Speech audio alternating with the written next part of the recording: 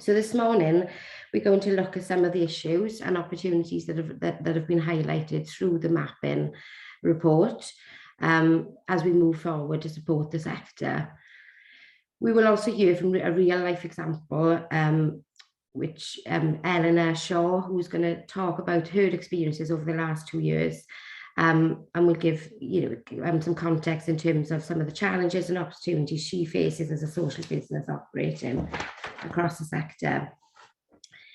I'm now going to introduce our interim chief exec, Glenn Bowen, who is going to talk through the headline findings of the report. So thanks, Glenn, and I'm now going to hand over to you. Brilliant. Thanks, Carly. Bore da pawb. Lovely to see so many people up early on this Tuesday morning. It is Tuesday, isn't it? Yeah, it feels a bit later in the week, but it's definitely still Tuesday. As Carly said, I'm going to talk through some of the main findings of this year's mapping report. 3 key areas for me is the size of the sector, which is the key things we're all interested in, those of us involved in the sector, in terms of how are we faring in 2022 compared to 2020. We also asked people to talk about the barriers they face to growth in 2022-23, and we also asked them to tell us what type of support they want in terms of to overcome some of those barriers to growth. So I'm going to attempt to use technology, and I'm going to attempt to share my screen. So we'll see how this goes now. So bear with me when I share this. I'm going to share that for you, and hopefully that will come through.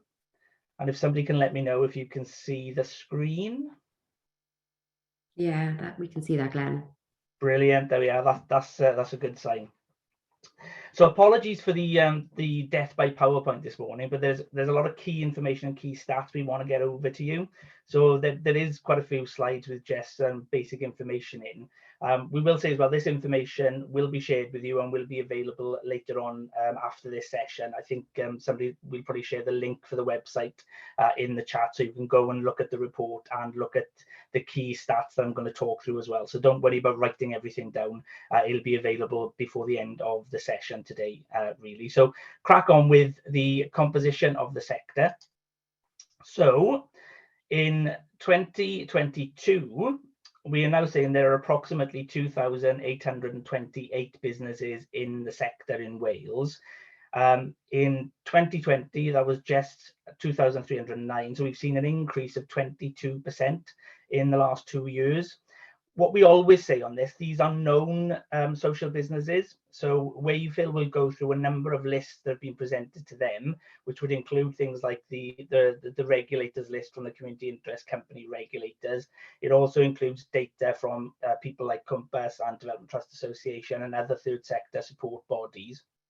So we always say they are the known social enterprises or social businesses at a point in time, but we use the same methodology during the different mapping exercises since 2014, 16, 18 and 20. So we've seen an increase of 22% in the last 2 years, which is brilliant, and that's backed up by our sort of knowledge within the sector based on the amount of new social businesses that we've registered under Social Business Wales. So it's great to see an increase, a substantial increase in the number of social businesses across Wales in the last 2 years. So in terms of where are we in terms of fighting our corner within the business community in Wales? So now social businesses account for 2.6% of the total business stock in Wales, and that's up from 2.2 in 2020.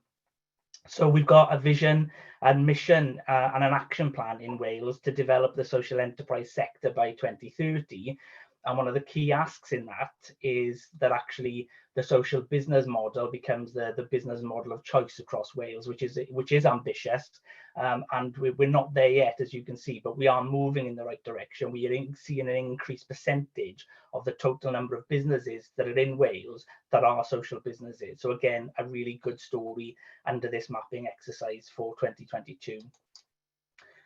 The total value of the sector in turnover has also increased this year.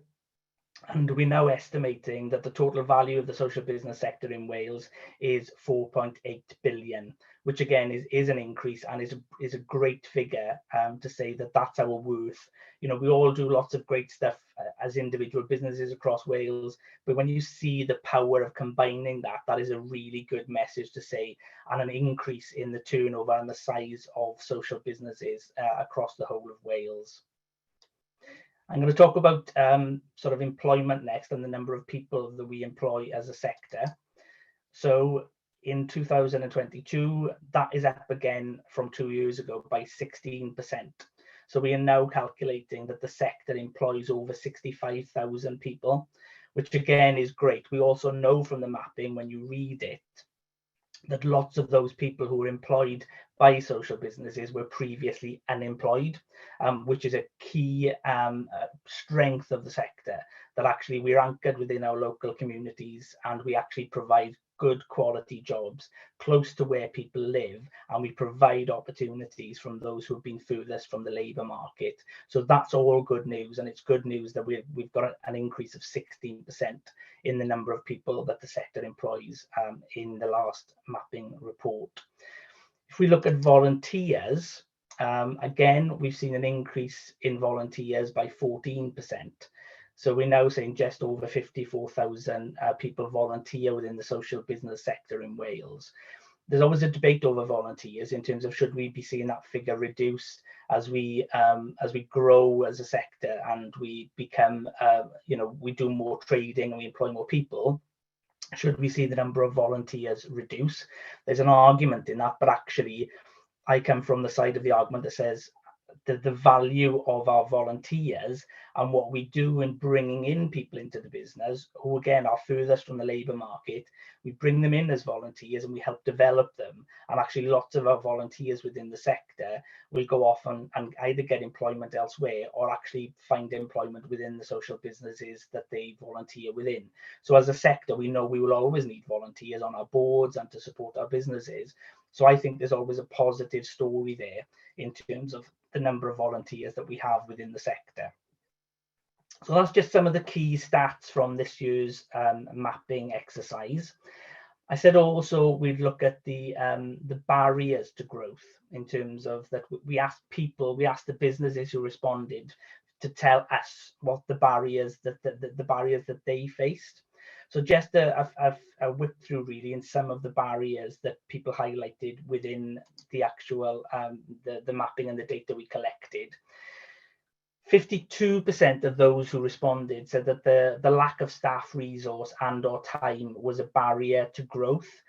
And again, I think just from working with businesses, that's always a case, that we know people are busy doing the day job, i.e. doing the operational delivery of the business, and find it difficult then to have time for the strategic planning and growth planning of that business.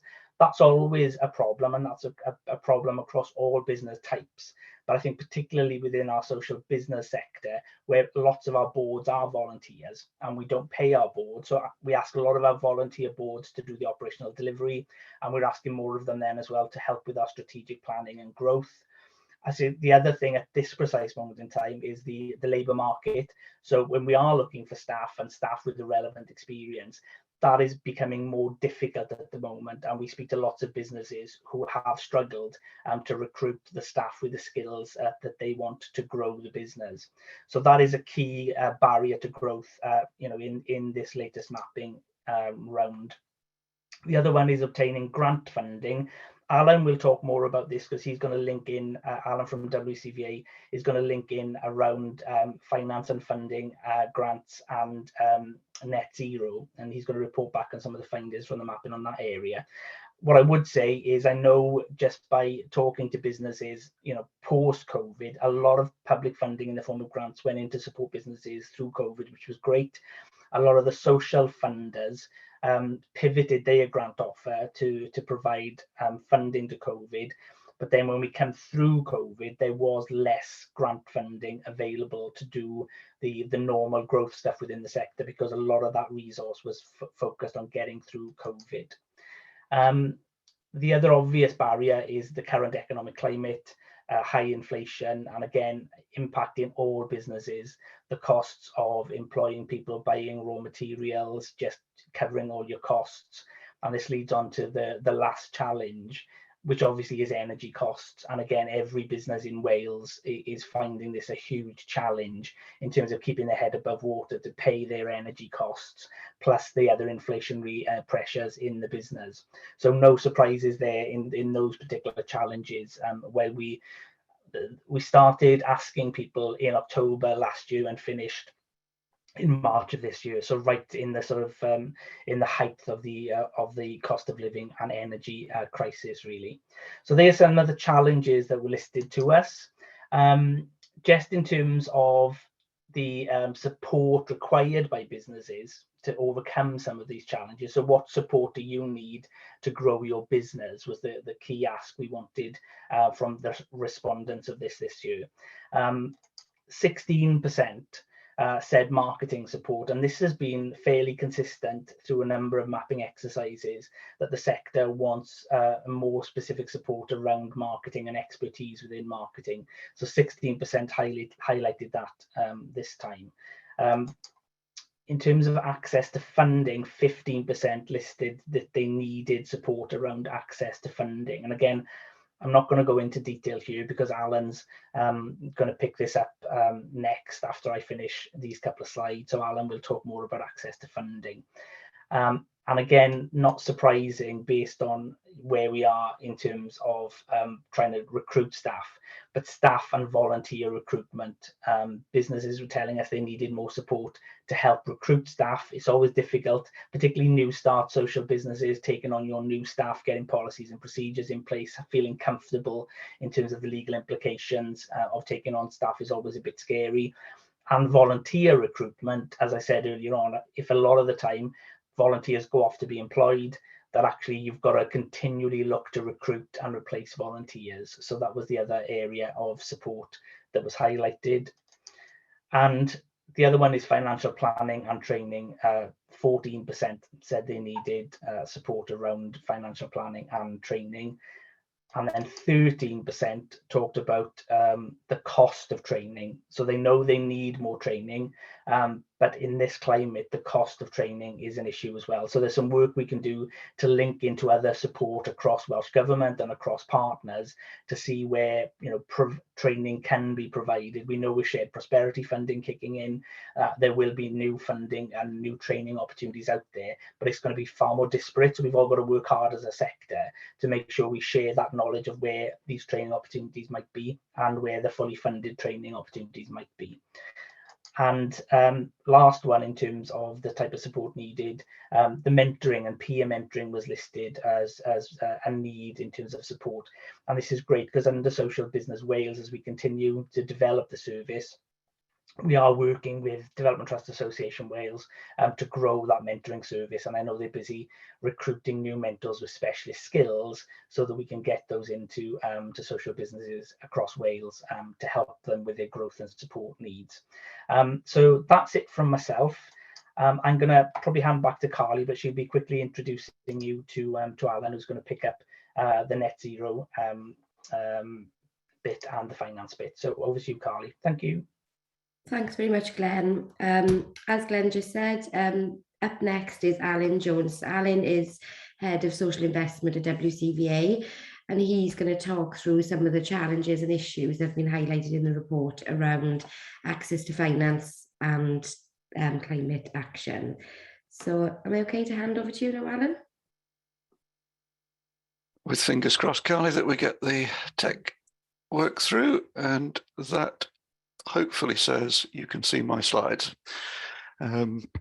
So action on net zero, the bits coming out on that. And I think what's interesting here is this is the first time these questions were asked. So a lot of this is about setting benchmarks for the future to see where this goes. And we can't make comparisons, as Glenn did, back to the last report at the moment. But which makes this statement, if you like, quite difficult to judge whether this is good, bad, or indifferent. But if I think the general feel is that if 15% are saying that they are fully committed as a starting point, that's not a bad starting point, especially given everything else that's going on at the moment. I think it's probably fair to say we are seeing the trend of a lot more climate conscious businesses, social businesses that are starting at the moment. So I think this reflects certainly the area within which a lot of new social businesses are being formed.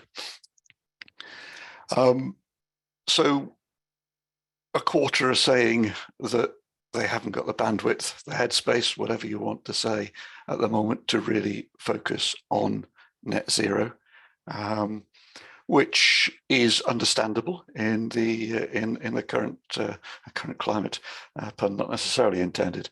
But it is the change over time here that will be very interesting, because I think, you know, the what is priority that follows through to some of this. You know, what 1 in 5 are saying that net zero isn't actually applicable to their business, and this is probably the ones we're finding hardest to understand at the moment, because this actually is all our problem, and everybody can do something.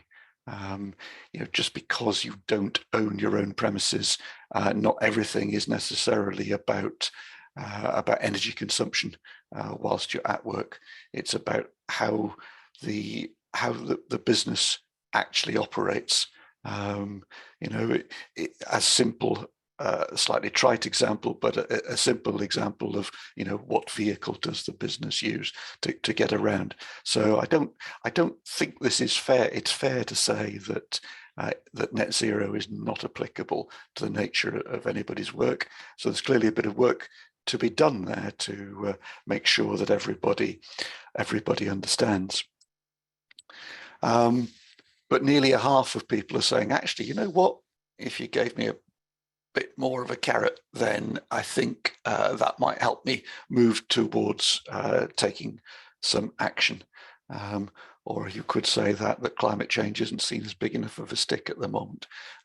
So somewhere between the two, we need to get this about right. But sort of taking those together and just looking at the barriers to growth answers in terms of the finance, and these are the things that I think Glenn shared with you before, that, you know, accessing funding, 15% is saying it's holding their businesses back, and 51% is sort of saying half of people can't get grant funding, and that's what's holding their business back.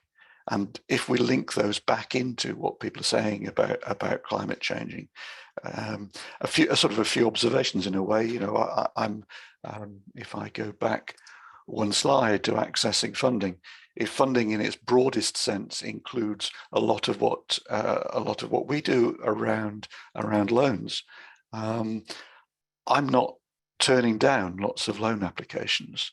So it's not that people have not got the right business plans to make things happen. So, you know, there's something else behind that.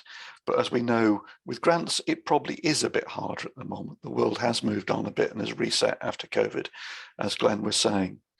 But again, if we look at what's happening across the board through the Social Business Wales project now as it goes forward, and the Social Enterprise Strategy Group sort of doing the coordination there is support available in helping with climate change and thinking about climate change, in part through Development Trust Association Cymru's EGIN project, and also through Social Business Wales project itself. We've recently been running Welsh Government's net zero carbon startup grants for social enterprises, and I see that Liz is on the call from Welsh Government today, and that's been really successful, where climate change specialists have worked alongside startup businesses to try and imbue climate friendly operating procedures from the beginning. So that bit about people, it not being relevant to people, what we've been able to show there is it can be relevant to everybody. And actually, if you start with the good habits, it's a lot easier than trying to retrofit those good habits back into your business. And that's been particularly successful. And the last round of funding has had the biggest demand for it so far. So it's interesting to see how that's developed. And on the other side, closer to home for me, if you like, our WCVA's Community Asset Loan Fund offer has interest rate discounts for those who take climate change action. So a bit more with carrot there. And roll that into the grants a bit. So watch this space for our Energy Efficiency Fund, which we hope to be making a bit more of an announcement on towards the back end of next month. And then just to finish off really this bit about obtaining grant funding, if 50% are finding it difficult, is that because they don't know where to look? Is that because they're not writing the right applications? Is it a mix there? There is plenty of training around on bid writing, and bid writing is a definite skill, and I would encourage everybody to do it, because if you sit on the other side of these applications when they come in for various grants, you can see what are really good applications possibly not getting funded because the application is not written well. And why it shouldn't be all about how good the application is. You can improve your chances enormously with a bit of help and guidance there. And a course in that is not expensive and is money well spent and invested in terms of what it'll pay you back. Talk to your local county voluntary council. They do a lot of help on grant support. Or in fact, is now the time to start thinking about other income models. Grant will only take you so far. How sustainable is that business? And okay, it's not something you want to face up to right now, but actually, is that telling you something to have a look? And the other place I would suggest you have a look, the funding.cymru website has got a full range of grants that are available. So have a look on there. And I'll pass you back to Carly.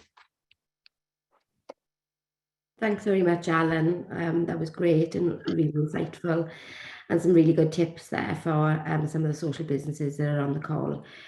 So next up is our Director for Business Growth and Delivery, Dr. Sarah Evans, and she's going to talk about some of the opportunities that have been highlighted through the report, and also share some of the exciting work that we are doing at Cwmpas in this space. So if I can hand over to you, Sarah. Yeah, diolch yn fawr, Carly. Bore da pawb. Good morning, everyone. As Carly said, my name is Dr. Sarah Evans, and I'm the Director of Business Growth and Consultancy at Cwmpas. So I just wanted to give, I guess, a little bit of a perspective from the conversations we've been having with private sector and very much public sector clients, and reflect on some of the findings that are there within the latest mapping report. Thinking about, Alan's been talking about grants and, how those grants are maybe being accessed, some of the difficulties, but also, maybe what people are using those grants Sarah, for. sorry to interrupt. It might be just me, but it's not sharing on my screen. Can I just check whether people can see the sharing screen? on mine, but let's have another go. It's Catherine and Carly. Is it sharing for you guys? No, same here. Yeah. You might want to unshare and try sharing again. Do you think, Dan, you could maybe share yours for me? Thank you. Yeah, no problem. I'm glad I checked now. Yeah, you just had me. Sorry. No, diolch yn fawr, Dan. Yeah, thank you very much. So if we could maybe go on to the second slide, Dan, that would be really good.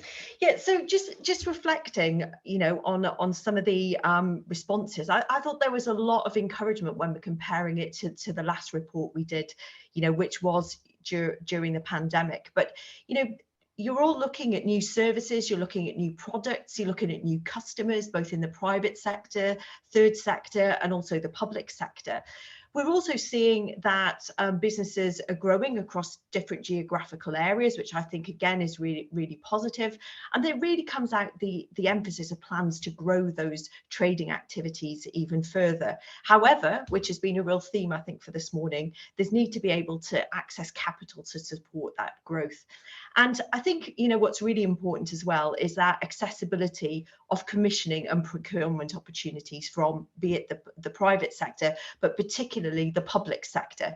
As Glenn mentioned, Alan said, we've got Liz from Welsh Government on the call.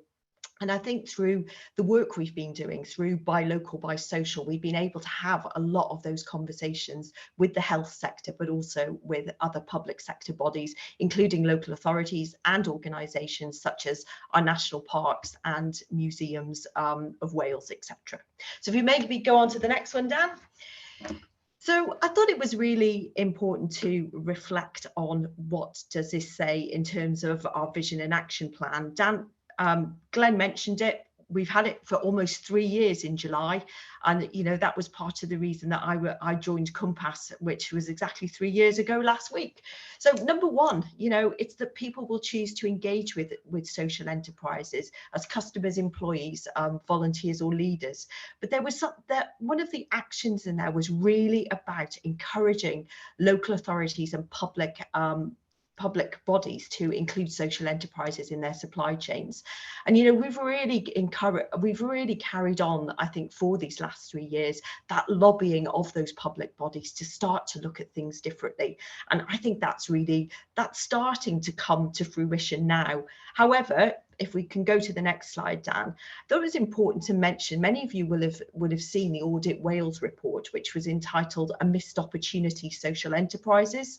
And you know, that research has been done over the last couple of years, but that really did show that at the moment local authorities aren't effectively working with social enterprise to maximise their impact. And I think as a result of that, we at Cwmpas, and I know other members of the social enterprise stakeholder group, have been having conversations with local authorities about what are the next steps, what can they be doing to make a real difference to that. So if we could go on to the next one, Dan. We mentioned the Shared Prosperity Fund, and you know there will be opportunities coming from that. You know, what did we learn? Some of you may have obtained funding through the Community Renewal Fund, and I think all of us, you know, found that process relatively difficult. And I guess we're all hoping there's going to be some learning in terms of what we're seeing coming through the Shared Prosperity Fund. But it does mean that instead of dealing with one body in Wales, we're going to be dealing with 22 different local authorities. Everyone is dealing with their shared prosperity allocation slightly differently. So if you do want to know what your local authority is doing and some of the highlights that are in there in terms of the shared prosperity prospectus, those are going to be on the individual websites. And there's also work that's going to be done at a regional level as well. But we are seeing a lot of interest from local authorities in terms of developing their social economy. And as Glenn said, there will be grant funding, there will be training coming through those. So really try and keep an eye out there as to what's coming through. I think one of my only concerns of looking at the grant funding is it does seem to be 50% grant funding. So I think, you know, we as sector support agencies maybe need to think about where could that other 50% be coming from to really allow those grants to have maximum impact for yourselves in terms of particularly new products and services that you might be wanting to develop. If you could go on to the final slide, Dan, you know, just thinking in terms of that building community wealth, it's something that we as Cwmpas have been doing quite a lot of work on over the last few years. You know, I'm really seeing in corporate plans, particularly from local authorities, the importance of the social enterprise and the wider third sector being mentioned. You know, we're still seeing from Welsh Government a real emphasis on the foundational economy sector, and they've also got some of their challenge funding back out again, and the Backing Local Firms Fund was out again a couple of weeks ago.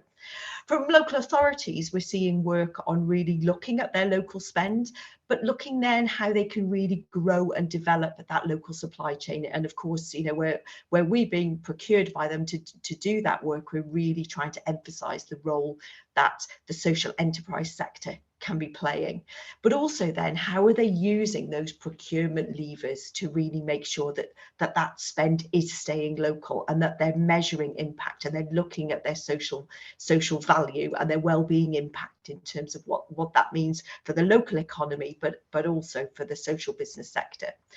Local authorities are wanting to get to know the social business sector a lot more.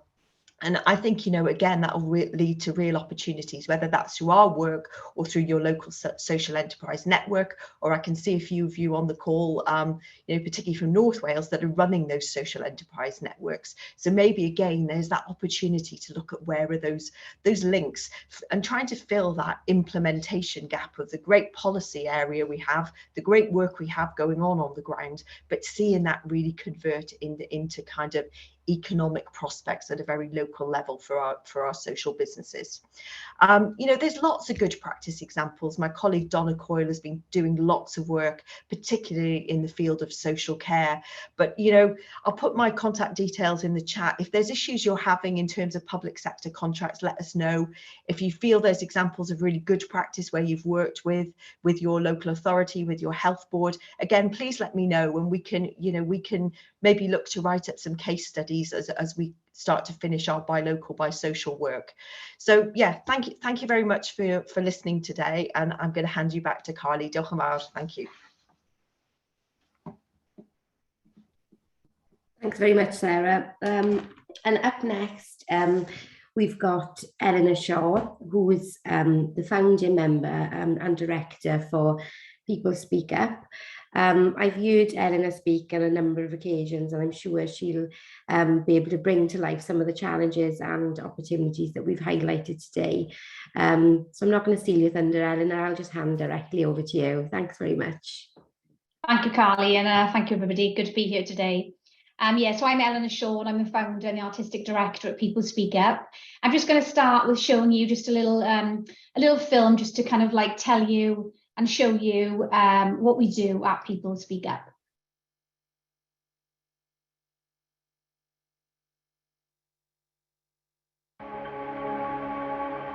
People Speak Up is a social, arts, health and wellbeing charity. We are based in the Ffyrnys Fach, the old Zion Chapel in Llanelli, and we work all across South West Wales. We create a time and a space for people to find their voice. My journey with People Speak Up started when I started studying applied drama at UWTSD. For me, the kind of overall passion comes from using the creative arts to improve mental health and well-being through whatever means that may be. So that's storytelling, drama, creative writing, spoken word, but just using it as a tool to express yourself. So with People Speak Up, I come in and I deliver poetry workshops, and they're usually about sort of getting people to try and open up and express themselves and talk about maybe sometimes difficult topics like mental health. We explore the imagination, we explore people's passions and what they want to do in life, and showing that poetry is accessible for everybody. Mae chwedleia yn dda o beth am gallu rhannu, I allu chwilio teimladau anodd I feddwl I fod mor agored ag sydd yn bosibl. Achos nid doctor, nid gweithiwr iechyd I fi, wi'n gweld yn hunan fel y cam gynta tuag at agor lan yn emosiynol ac I feddwl am eich sefyllfa chi. The idea of Men in Conversation was to have a place for men to get together and just be with other men from different backgrounds, different ages, different ethnicities, different everything really. To have somewhere to come and just talk about things that maybe you're not comfortable talking about with your own family. It's all confidential what we do, and yeah, it's just a safe place for men to come and be with other men. The other thing I really enjoy is seeing the changes as people start to just learn to accept their own voices, their own bodies and their own minds in this setting. And the way it changes people's voices is just, it's actually one of those things I don't think people that are doing it realise what that's like for me, but it's so exciting. I think what's interesting is a lot of them come, really interested in games. They're at home on their PlayStation and Xbox, PC and things. I think what I've been teaching here around like 3D animation is they can like build their own worlds. Like we've been designing their own characters, animating them, pull them into a scene and stuff. It's benefiting them or making them realise that you can actually make a living in, the games industry or kind of 3D in general.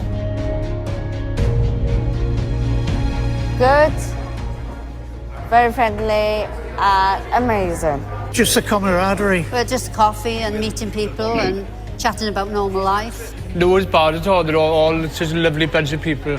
It's like safe. It's a safe space. Yeah, it's a safe space for safe us to come. Space. Like we know we'll never be judged when we come here. No.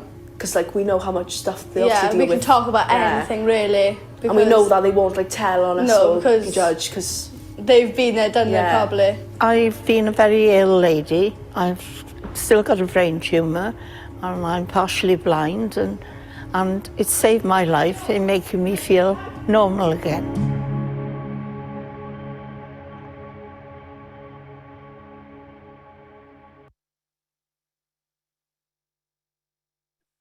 I'd just like to thank our community really for being part of, of that film, and to also thank James at Story Cymru, who actually made that film for us, and he's a very local entrepreneur.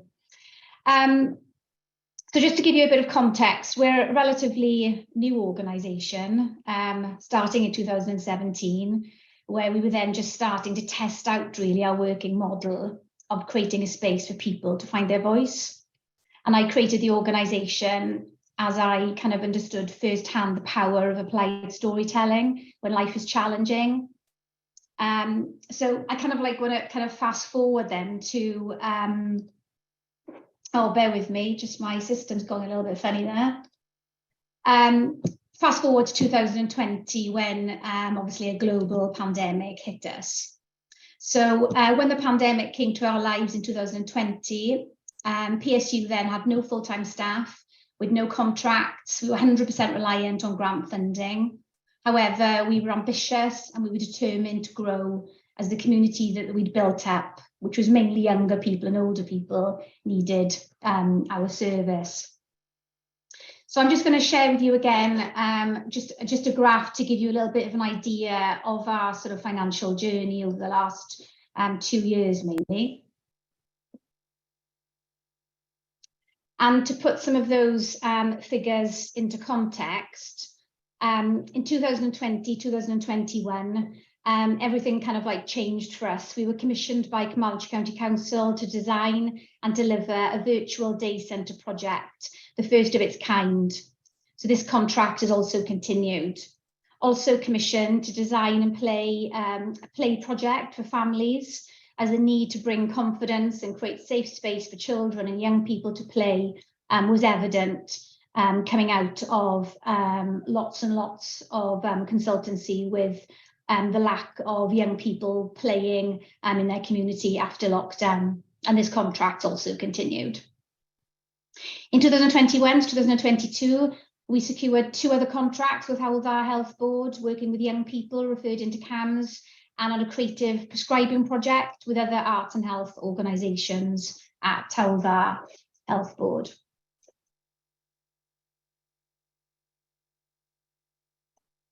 So our growth really has been driven by ambition, but really also it's been driven by the need from our community and our partners. And we are proving that our way of working is sustainable. We now have 3 full-time members of staff, 4 part-time members of staff, 10 volunteers and 20 freelance artists. And also it's interesting what Glenn was talking about earlier, that the staff that are with us now did come through that volunteering journey with us. Some, as you saw Caris in the film, some were graduates, but all of the team that are with us now were volunteers.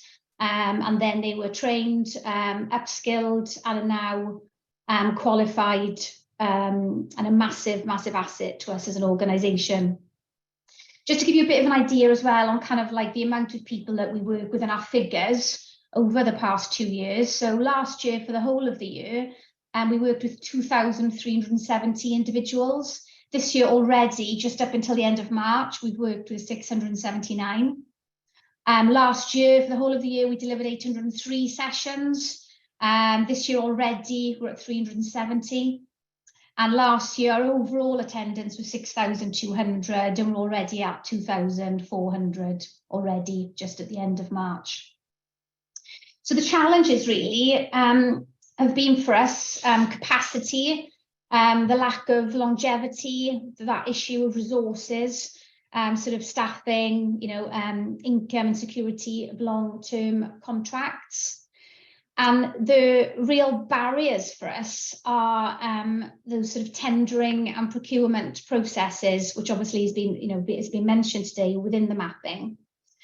Social Business Wales, our advisor Esther, and also I think Jane, who's on the call here today from Unlimited, have been a massive support to us for the whole of our journey, from way back in 2017 to every day really, and during the pandemic. I think there really needs to be like a room for improvement in systems and policies that the Health Board and the local authorities adhere to. I think if the third sector and social enterprises is going to be relied on for delivering services, especially under the Future Generations Act, then there needs to be more collaboration in all levels of co-production and maybe not just design. So I just would like to end with showing you another very, very short clip of one of our services that we're very proud of, that obviously was born during the pandemic, and is a project that we're continuing to deliver. People Speak Up is providing a virtual and face-to-face wellbeing day service for unpaid carers in Carmarthenshire, a project commissioned by Carmarthenshire County Council. Our facilitators make a face-to-face visit to the carer and cared for at their home. We hold a space to be in the moment, to be creative, to listen to stories, paint, draw, sing and dance. We work with 20 people on a weekly basis at their homes and at the Furnace Fach, Llanelli's Arts, Health and Wellbeing Hub. This is where the magic happens. New friendships are formed, people share stories, we signpost to other organisations and we listen. Well, I think, especially for Roy, it's wonderful for him sort of engaging with other people. And certainly when we come along on a Friday, it's lovely because it's just like meeting up with friends. Everybody is so friendly, and the great thing is everybody is there more or less for the same reason. So it's and everybody's sort of encouraging of everybody else. And as I say, I think for Roy, it's wonderful because it's stimulating him, and he's really enjoying it. But it was just a nice, comfy place. It was just something that relaxed you, and the guys, I loved the big guy. I thought he's Chris, yeah. He's excellent, and really enjoyable, really enjoyable. When we first had the diagnosis with Roy, it was quite a shock. So it was all very strange to us, and it was just a wonderful feeling walking in because we were made to feel so welcome. This wonderful, warm feeling, yeah, then, if you know what I mean, very friendly. Yeah. And as I say, it's made a huge difference to our lives, because it was a bit of a shock, and we didn't really know anybody else like us, and suddenly we're part of this family, if you like, which is been great. If anybody else was diagnosed, I would encourage them to go, because it on so many different levels. You've got the stimulation, which is good, and you've got the friendship and the support, which is important too, I think, with something like this. So yes, if I met anybody else who was diagnosed with it now, I think I would really encourage them to do something like this. It's made a great difference to us.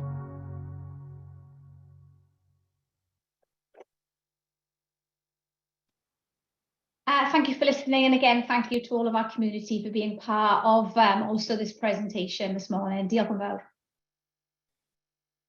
Thanks, Eleanor. And I'm sure everybody else is quite touched by that video. I know it gets me every time. So thank you. And I think what you embody really is exactly what's been highlighted in the mapping. You've the resilience, your leadership, your engagement with your community, to make a real difference, whilst creating economic value and growth within your community is really, really important, and your passion and your community's passion always shines through. So thank you for sharing your story.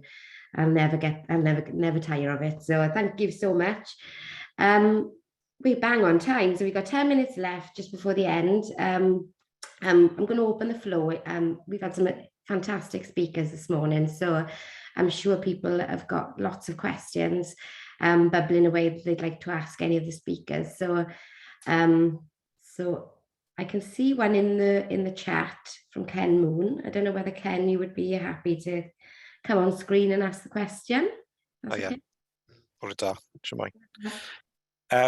So yeah, it was the presentation was really interesting, and just say, yeah, welling up watching that video. Amazing respect to what you guys are doing over there.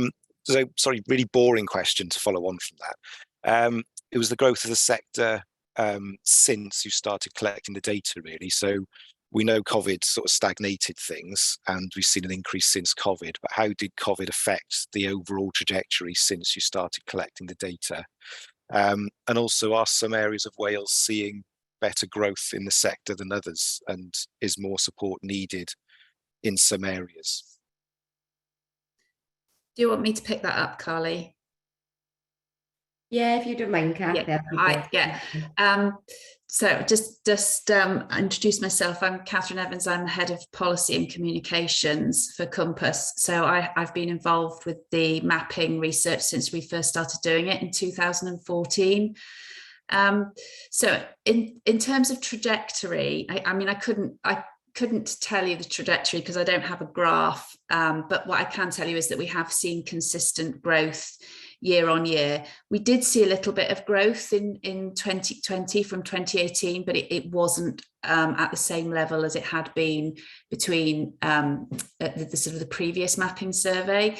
So I think what we've seen since 2020 is that growth has picked up again.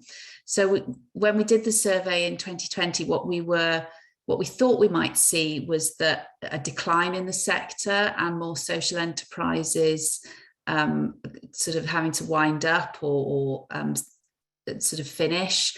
We didn't see that. What we saw was people kind of really sort of consolidating, going back to sort of core business operations, but also pivoting very much to respond to what was happening in their communities.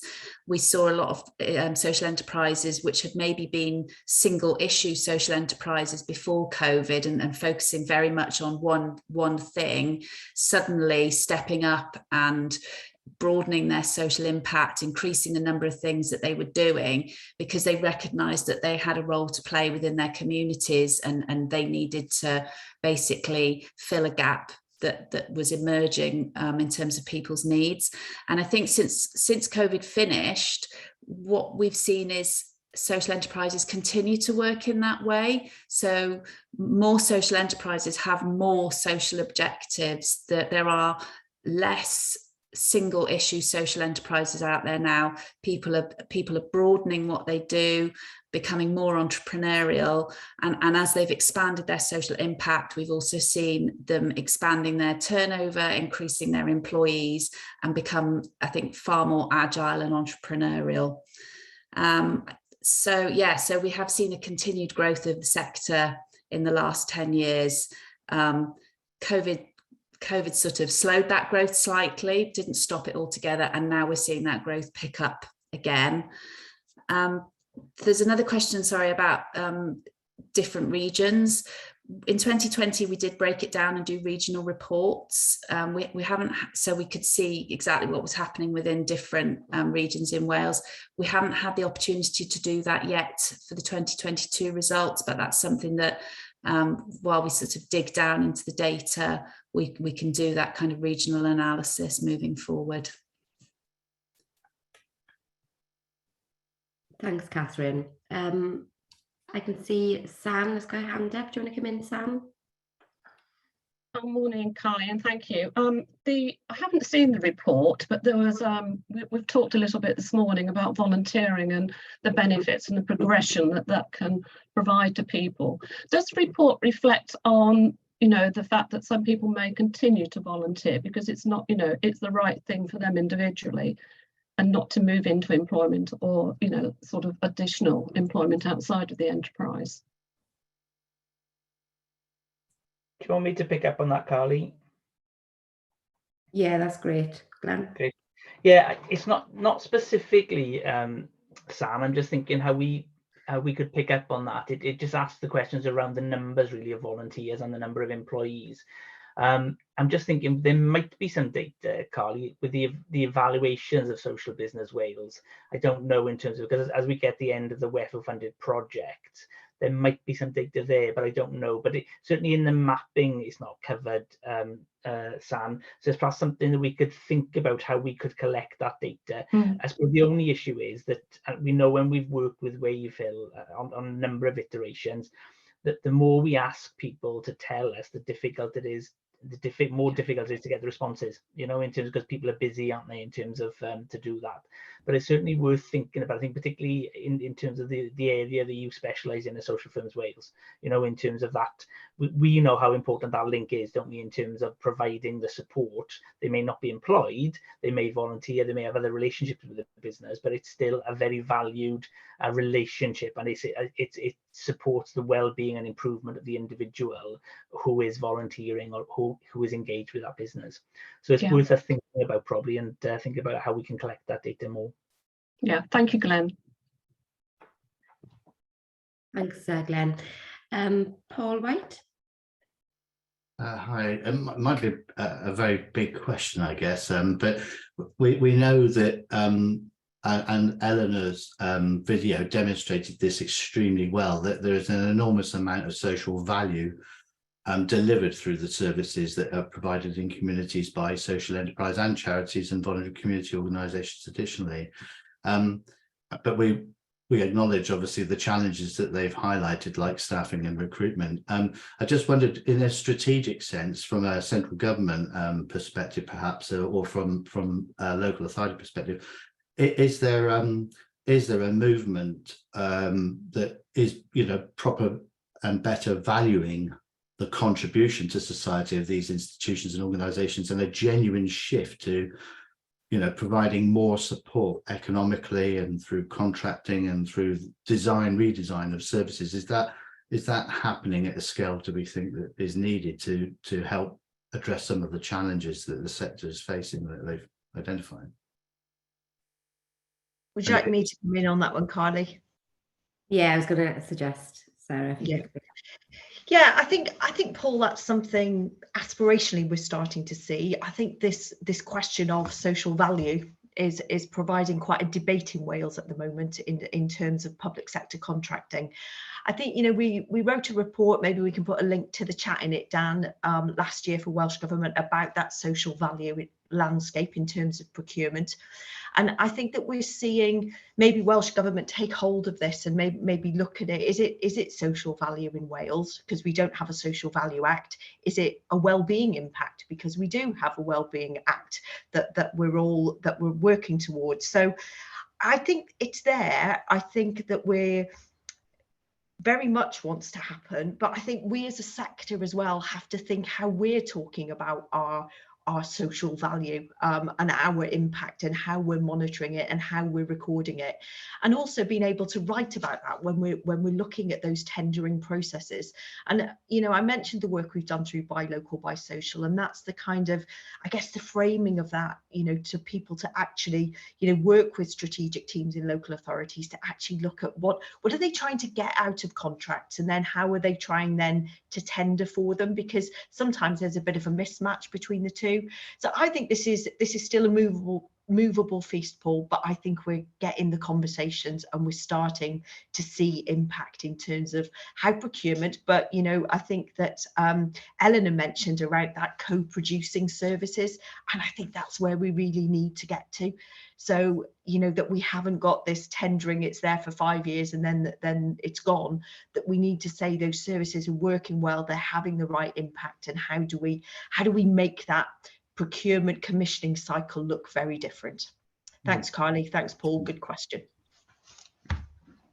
Sarah, probably got time for another one question. Catherine? Oh, sorry. Yeah, no, it wasn't a question. It was just to come back to the point that Paul made, really, from the opposite point of view. So what we have seen in the mapping, which we haven't really covered today, but is in the full report, is that the number of social businesses that are measuring their social impact and sort of doing that SROI piece of work has gone up considerably in the last 10 years. So it was a very, very sort of minority activity back in 2014, but now the majority of social businesses are doing some form of social impact reporting, and whether that's because they recognise they need to do it in order to win contracts, or whether they've just they've become aware that it's something that is good for their business to be able to measure their impact. We don't know, but we do know more and more of them are doing it. That's great. Thanks, Catherine. So we've got 1 minute left. So if anyone has got any further questions, happy to take those if you want to put in the chat function, or I can pop emails in now and pop us an email. Carly, there's a question from Georgina in Plunkett around rurality. So just a quick one, Georgina. We don't specifically ask the questions around rural communities, because again, it's the breadth of the data we're requesting and making it overly burdensome. But what it does, if you look at the full report, it does break it down by local authorities. So obviously we have some local authorities that are more predominantly rural than others. But in terms of your work as Plunkett, it doesn't hone down specifically into specific smaller rural communities. But the link is there for the full report. Now you can certainly get a flavour within different local authorities, how different local authorities compare to others. So your Carmarthens and your Ceredigions and your sort of Powys and Monmouthshire will jump out as more rurally orientated counties. Hopefully that's okay, Georgina. Yeah, thanks, Glenn. Georgina responded saying thank you. So yeah, we're a minute over now, so I'm just going to try and quickly wind up and just thank everybody for taking part this morning. I know it was an early start, but hopefully you found that useful, and hopefully the message has come through strong today around, the prospects for business growth are optimistic for the sector moving forward, and the sector are positive about the future turnover, profit and growth plans. Social businesses have obviously reported, as you've heard today, some issues around access to finance, resource, time, and through the SBW2 programme, we'll be making sure that services and support of the support offer is very much aligned to what the sector is telling us. And obviously, things like access to finance, marketing, recruitment, mentoring will all be part of the SBW2 programme. But as has been mentioned today, the picture looks a lot more positive than what we probably anticipated in 2020 at the height of the pandemic, and that's down to examples like Eleanor's today, where social businesses have kind of pivoted and shown real strength really in terms of their engagement with their membership, being in touch with their communities and being able to respond to issues quickly and react. So I just want to say a big thank you to everybody for joining us today. Again, a huge thank you to Jude. You've done an excellent job pulling this together, and yeah, just wish you to have a lovely day. Hopefully the sun is shining where you are, and yeah, if you've got any questions, please get in touch. Otherwise, have a lovely rest of your day. Thank you. Thank you. Thanks everyone. Thank you, Carly. Perfect. Thank you. Thank you. Thank you. Bye-bye. Thank you all.